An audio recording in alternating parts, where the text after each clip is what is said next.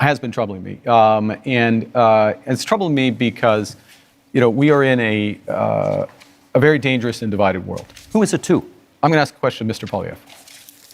Why not? We're in a dangerous and divided world. We talked earlier about the challenges in the Middle East, the threats from Iran, threats from Russia, Russia's aggression in Ukraine.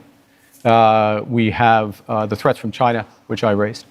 We have the United States, which is fundamentally changing its security relationships, its commercial relationships. We have all this. And in the context of that, everyone on this stage, Mr. Blanchet, Mr. Singh, myself, we have our top secret security clearance.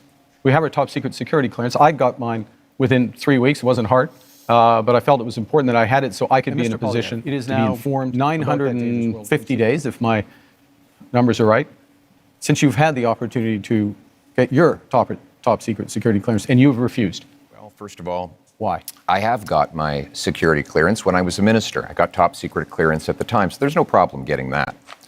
But when the government made this recent offer, they said that if I got the secret security clearance briefings, that I would be gagged under the security law, and I could be prosecuted if I spoke freely about matters of foreign interference. Now, given that Canada has experienced Chinese interference by Beijing, the government of China, in 2 consecutive elections, I needed to do my job to speak freely without fear of prosecution. And that was not something I would be allowed to do. Even Thomas Mulcair, the former leader of the NDP, said that when he was the leader of the opposition, he never would have accepted the kind of gag order that your government and Mr. Trudeau's government was attempting to impose on me. I would never have accepted to read it either. Never. I don't want to be hamstrung as the leader of a party. I don't want to be told that now that I've seen this, I can't say that.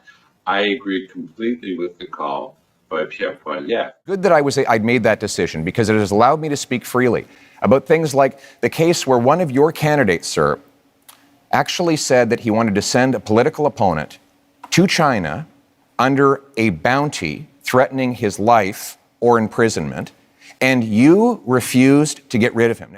There are growing calls for the Liberals to drop a candidate after comments he made about a former Conservative rival. Paul Chang, a Liberal MP running for re-election in the Toronto area riding of Markham-Unionville, told a Chinese-language newspaper, "To everyone here, you can claim the $1 million bounty if you bring Conservative candidate Joe Tay to Toronto's Chinese consulate." The comments were deeply offensive.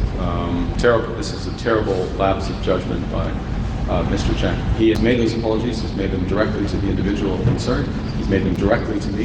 He has my confidence. Yes, he must be disqualified.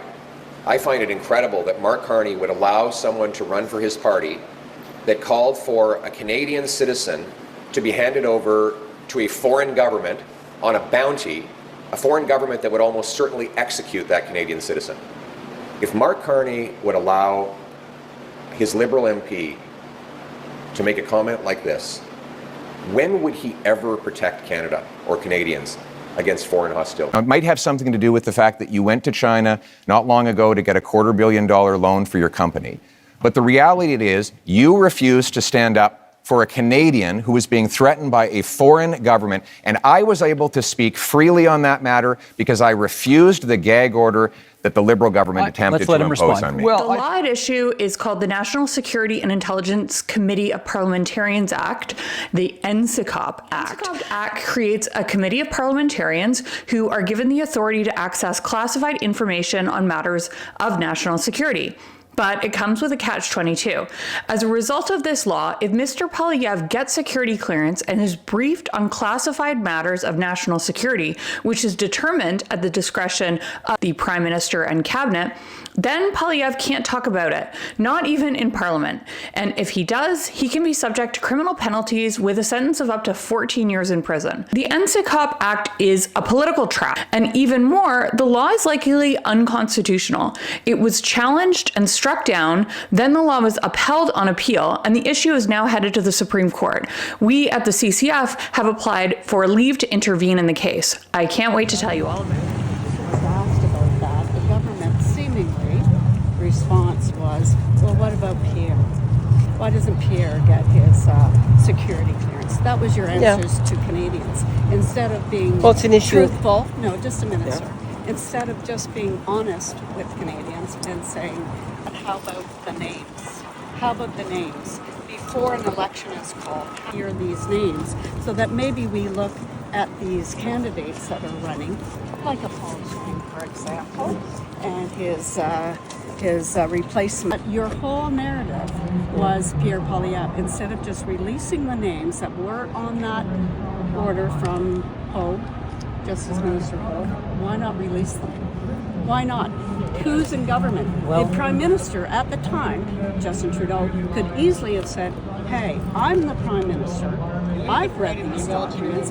I will tell Canada Sir, and do you want to keep Canadians. this conversation? Or are you He's- good? I think we're getting close to ending it, but finish the statement. Like, why not tell Canadians that those Canadians that did want, why not just tell us? Why did Trudeau not come out and say, hey, Well, here's the problem? if- And just instead it was just redirected Pierre, oh, Jeff Mead. if Pierre Poilievre would have taken the security clearance, maybe then he would have been able to provide you the answer you wanted. Sir, it's the same, sir.